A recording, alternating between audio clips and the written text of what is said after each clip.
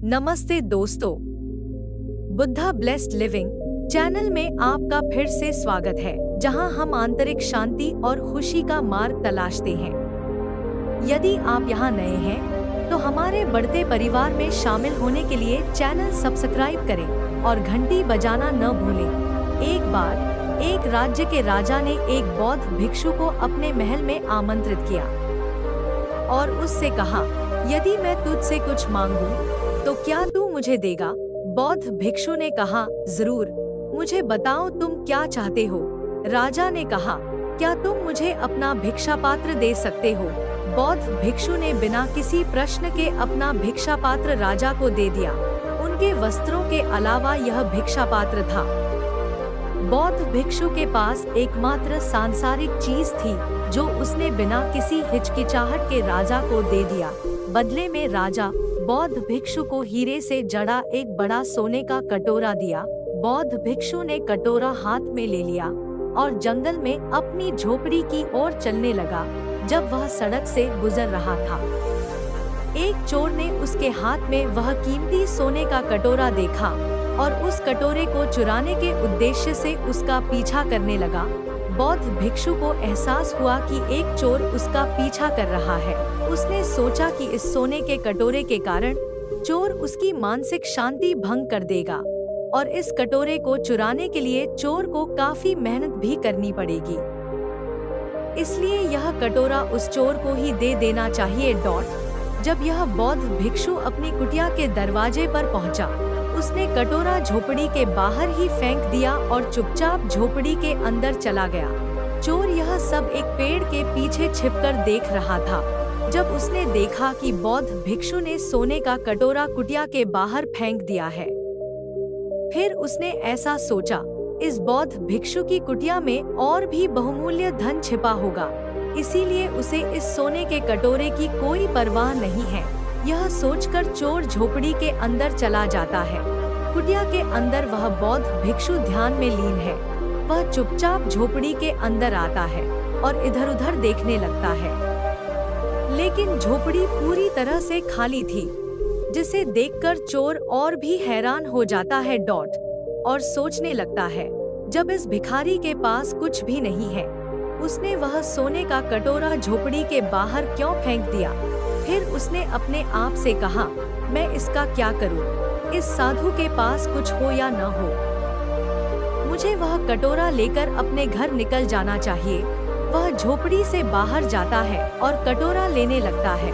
उसके मन में फिर वही सवाल उठता है, आखिर ऐसा क्या है उस भिखारी के पास कि उसे इस सोने के कटोरे की कोई परवाह नहीं है और आनंद से अंदर बैठा है। इस प्रश्न का उत्तर जानने की जिज्ञासा उनमें बढ़ती जा रही थी। तो वह फिर झोपड़ी के अंदर चला जाता है और बौद्ध भिक्षु के पास जाकर बैठ जाता है और उसकी आंखें खुलने का इंतजार करता है। थोड़ी देर बाद बौद्ध भिक्षु ने अपनी आंखें खोली और चोर को अपने सामने बैठा हुआ देख, वह चोर को देखकर मुस्कुराता है और कहता है, तो तुम आ गए। चोर ने कहा, महोदय, मैं महल से इस झोपड़ी तक आपका पीछा कर रहा था। मैं आपसे बस यही जानना चाहता हूँ, तुमने वह सोने का कटोरा झोपड़ी के बाहर क्यों फेंक दिया? आखिर कौन सी दौलत है तुम्हारे पास? हीरों से जड़े उस सोने के कटोरे से अधिक मूल्यवान क्या है? यह सुनकर साधु मुस्कुराया और बोला, मेरे मित्र, मेरे पास एक ऐसा खजाना है जिसे तुम देख नहीं सकते। चोर ने कहा, ऐसा कौन सा खजाना है?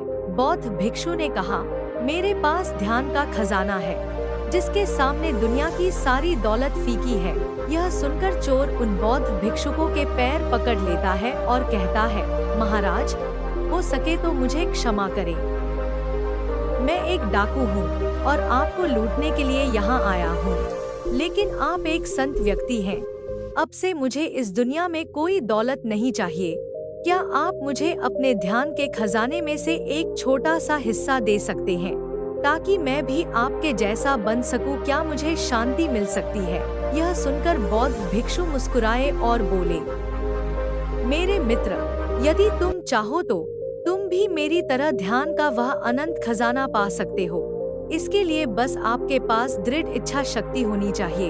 यह सुनकर चोर बोला, महाराज, लेकिन मुझे ध्यान करना नहीं आता। कृपया सबसे पहले मुझे ध्यान करना सिखाएं। बौद्ध भिक्षु ने मुस्कुराते हुए कहा, मेरे दोस्त, ध्यान करना बहुत आसान है। ध्यान करने के लिए भी आपको कुछ खास करने की जरूरत नहीं है। सबसे पहले आपको एक शांत और आरामदायक जगह चुननी होगी।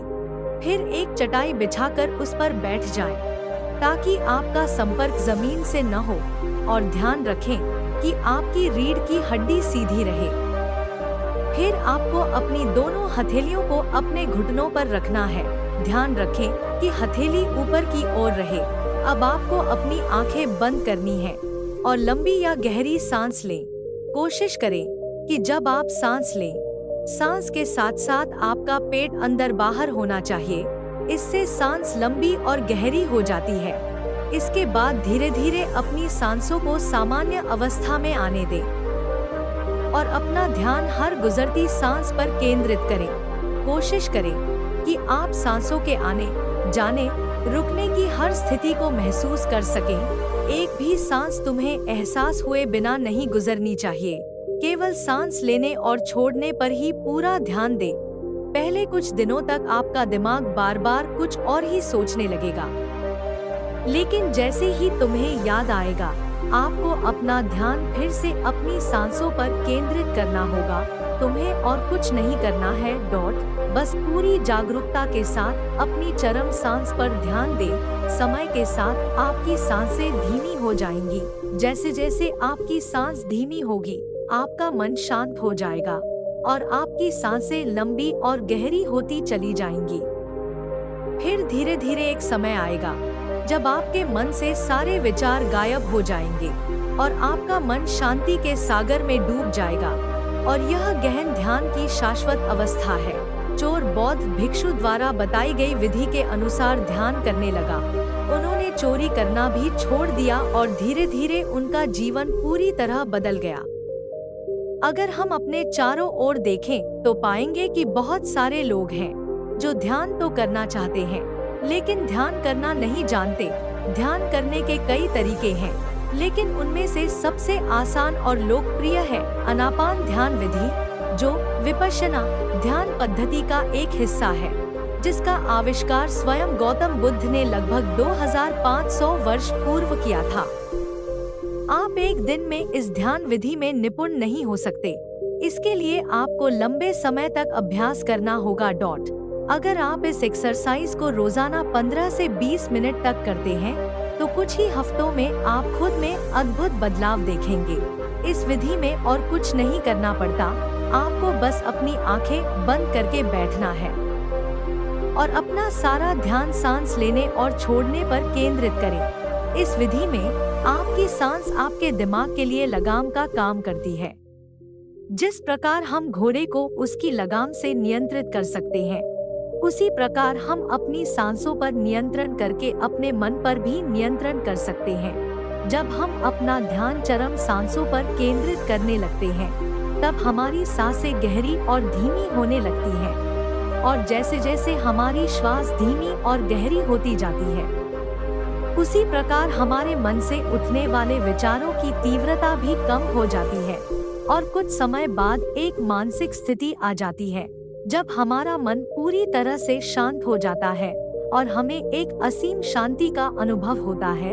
लगातार अपनी सांसों पर ध्यान देने के लंबे अभ्यास के बाद हम स्वयं को अपने शरीर और मन से अलग महसूस करने लगते हैं, और यह गहन ध्यान की स्थिति है और सभी दुखों का अंत है। दोस्तों, आज के वीडियो से आपने क्या सीखा कमेंट में बता सकते हैं। मुझे उम्मीद है कि आपको मजा आया। इस वीडियो को दूसरों के साथ साझा करें और तुरंत बाद चैनल को सब्सक्राइब करें। चलो जल्द ही फिर मिलेंगे। धन्यवाद। नमो बुद्धाय।